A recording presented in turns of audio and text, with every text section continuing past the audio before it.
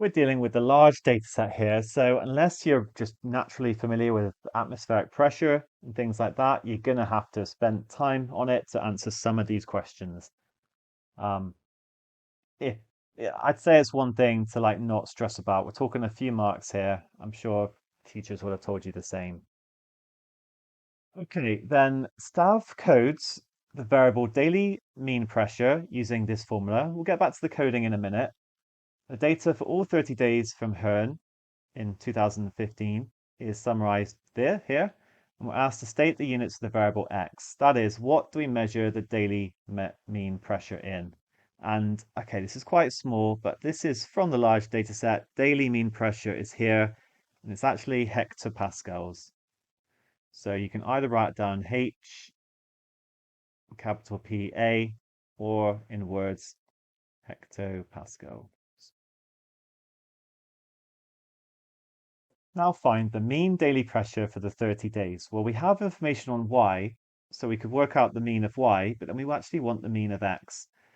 But it turns out that the mean of y is going to equal the mean of x minus 1010. Because it's like if we were working out, so we can now rearrange that to x is the mean of y plus 1010. So basically, because we're taking 1010 away from every single value, the mean itself is also going to go down by 1010.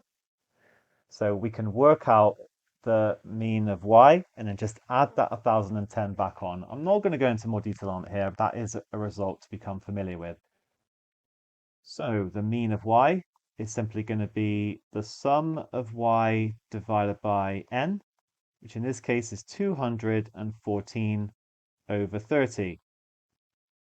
And this ends up being um, I think it's 7.13 recurring. And that means that the mean of x, I just then add on 1010 and I get 1017.3 recurring, which can either round to 1020 or write 1017.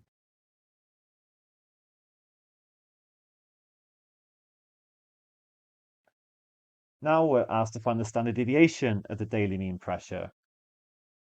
So this is another coding result.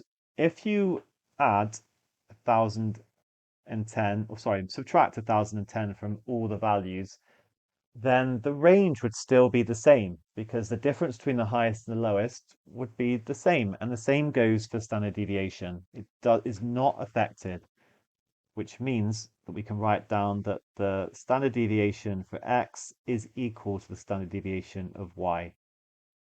Just imagine you got like some people and you could find the standard deviations of all of their heights.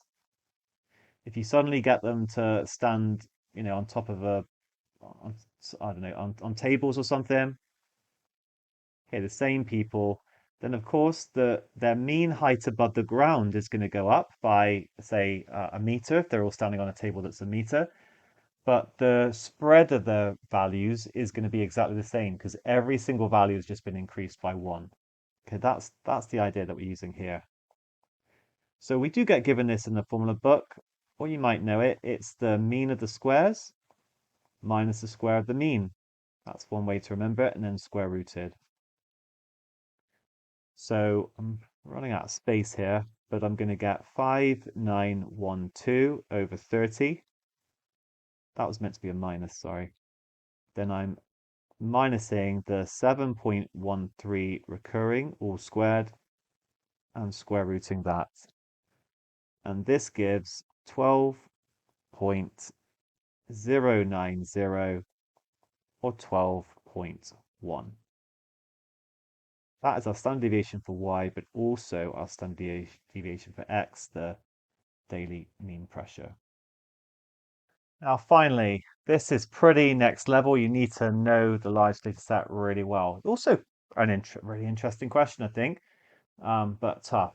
So, Stav knows that in the UK, winds circulate in a clockwise direction around a region of high pressure and in an anti-clockwise direction around a region of low pressure. Table gives the daily mean pressure for 3 locations for the large data set on a certain day. Now, all of these pressures are significantly higher than our mean. So all of them are going to be high pressures, which means that we're going to be looking at clockwise wind flow. And we're told that the cardinal wind directions for these three locations on the dates were in some order west, northeast, east. Okay, we're given some guidance in this question, and we may assume that these three locations were under a single region of pressure. Use our knowledge of the large data set to place each of these cardinal wind directions in the correct location in the table. So here's a little map of the UK. You need to know that I'm not actually sure how to say this. Loitures is in the north, Herne the very south, and Heathrow, of course, in London. So we're kind of assuming we've got this bit of pressure that's sort of circulating around like this. Okay, and it's going clockwise.